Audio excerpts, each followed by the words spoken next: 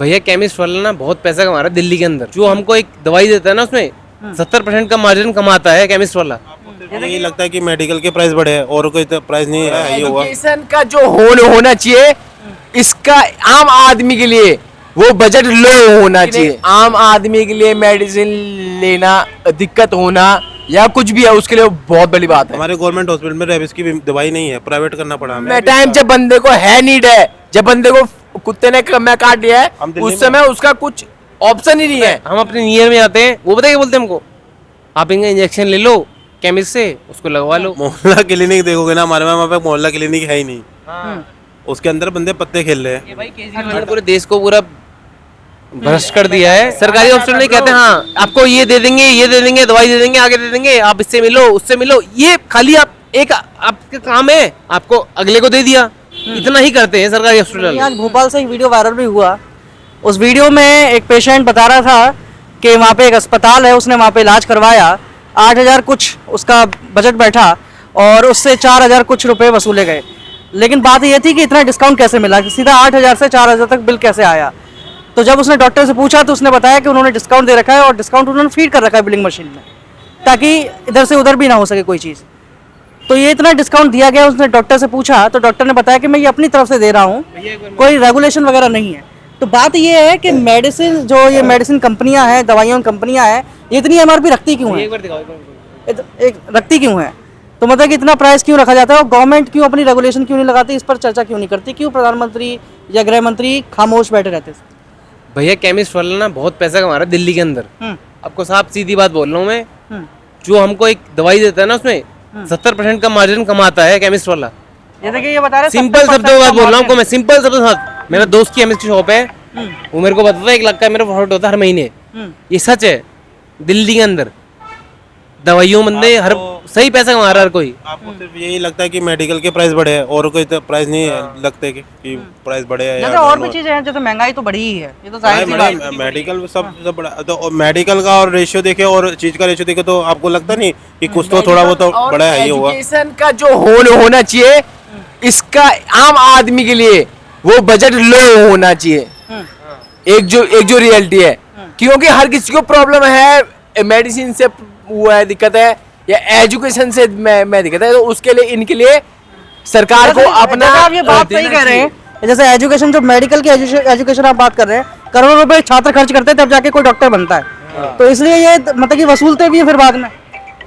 वसूलते में सर, जो इनके लिए जो अमीर या मिडिल फैमिली या जो भी है, लेकिन एक आम आदमी के लिए मेडिसिन लेना दिक्कत होना या कुछ भी है उसके लिए बहुत बड़ी बात है। जैसे कि करोड़ों रुपए हमें ट्रेनिंग में अपना या कोर्स करने में पैसे लगाता है डॉक्टर, वैसे ही फौजी अपनी जान की बाजी लगाता है कि अपनी जान से ज्यादा तो मेरे हिसाब से कोई वैल्यू नहीं है किसी चीज की।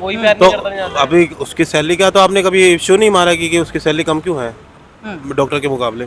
बिल्कुल बिल्कुल, ये बात बिल्कुल सही कह रहे हैं कि एक मतलब डॉक्टर की ज्यादा सैलरी होती है और एक जो बलिदान देता है, एक शहीद है। पैसे से ज्यादा जान की वैल्यू है क्या है, ये बताओ मेरे को, आप बता सकते हो? बिल्कुल बिल्कुल, पैसे से ज्यादा तो जान के मतलब तोला ही नहीं जा सकता इस चीज को। जान को नहीं तोला। फिर कभी तो ऐसा तो हमें आर्गुमेंट सुना नहीं दिया कि कोई हमसे रिपोर्टिंग लेने आ रहा है कि फौजियों की सैलरी कम क्यों है, क्यों नहीं है, ऐसा कभी नहीं। अभी अभी अभी मेडिकल का मसला उठाया, क्या मतलब कुछ तो बात होगी इस चीज में? जैसे मेडिकल का मसला इसलिए उठा रहे हैं क्योंकि ये भी जन की हित की बात है। जन की सबकी बात, जन की हित की तो बहुत प्रॉब्लम है। अब कितना पॉइंट लोगे?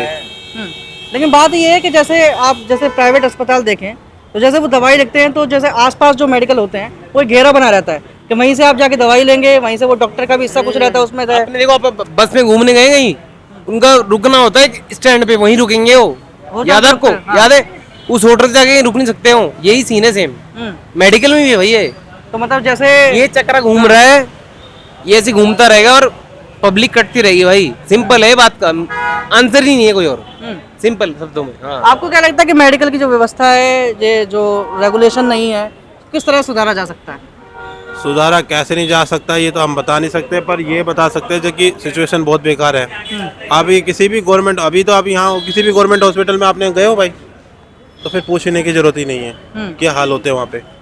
बहुत फिर आपको पता ही है, सच्चाई तो पता है आपको। किसी भी गवर्नमेंट हॉस्पिटल में जाओ तो हमें पता ही है। मैं मेरे को 2-3 साल पहले रेबिस की मतलब किसी कुत्ते ने मेरे को पैर में काट लिया था। हमारे गवर्नमेंट हॉस्पिटल में रेबिस की दवाई नहीं है, प्राइवेट करना पड़ा हमें। मतलब वहाँ पे इंजेक्शन भी नहीं लगता? इंजेक्शन भी है ही नहीं। नहीं मिले एट टाइम जब बंदे को है नीड है, जब बंदे को कुत्ते ने मैं काट लिया है, हम दिल्ली उस समय उसका कुछ ऑप्शन ही नहीं है। चाहे तुम इमरजेंसी जेब से लेके जाओ, भरना चाहे पड़ता तुम कहीं लेके जाओ, अपनी जेब से ही भरना पड़ेगा आम आदमी को। चूतिया में अभी समझ लो कि अभी कैपिटल में है अपने दिल्ली में, सबकी अपनी अपनी कैपिटल है, सब हर जगह। यहाँ पे रेबिस का मेडिसिन नहीं मिली गवर्नमेंट हॉस्पिटल में। एक वो है बात भाई, ये चीजें हर जगह हॉस्पिटल होनी चाहिए। पता है हम अपने नियर में जाते हैं, वो पता है क्या बोलते हैं हमको, आप इनका इंजेक्शन ले लो केमिस्ट से, उसको लगवा लो। ये कोई सॉल्यूशन थोड़ी चीज का भाई, नहीं भाई मोहल्ला क्लिनिक तो ये पीछे की चीजें भाई। मोहल्ला क्लिनिक देखोगे ना हमारे वहाँ पे मोहल्ला क्लिनिक है ही नहीं। उसके अंदर बंदे पत्ते खेल रहे हैं, अड्डा बना रखा है कि जाओ सो जाओ। नाम का मोहल्ला ये क्लिनिक। भाई केजरीवाल ने पूरे देश को पूरा भ्रष्ट कर दिया है। लेकिन उनमें आप ये इलाज बताइए- नहीं है भैया। हाँ, तो आप ये बताइए कि इस देश बताइए। के स्वास्थ्य मंत्री को किस तरह के कदम उठाने चाहिए ताकि किस तरह का एक लो बजट के बंदे का लेके उससे हर चीज उससे लेनी चाहिए उसने, कि उसका ट्रीटमेंट भी आगे हो जाए। उसकी एक जो मम्मी मतलब मेडिकल की व्यवस्था है वो लो बजट के बंदे के हिसाब से करनी चाहिए। नहीं, जिसको चीज की जरूरत है उसको दो ना भाई। अब उसको तुम टाल ले हो, ये चीज गलत है। पता है सरकारी हॉस्पिटल में यही होता है। कैमरे में आ रहा हूँ भाई मैं, सच में आपको यही होता है भाई, सिंपल शब्दों में। सरकारी हॉस्पिटल में कहते हैं हाँ आपको ये दे देंगे, ये दे देंगे, दवाई दे देंगे, आगे दे देंगे, आप इससे मिलो उससे मिलो। ये खाली आप एक आपका काम है, आपको अगले को दे दिया, इतना ही करते हैं सरकारी हॉस्पिटल वाले, सिंपल शब्दों में। चलिए, तो यहाँ पर आप देख रहे थे न्यूज़ ट्यूब भारत, नए भारत की नई आवाज।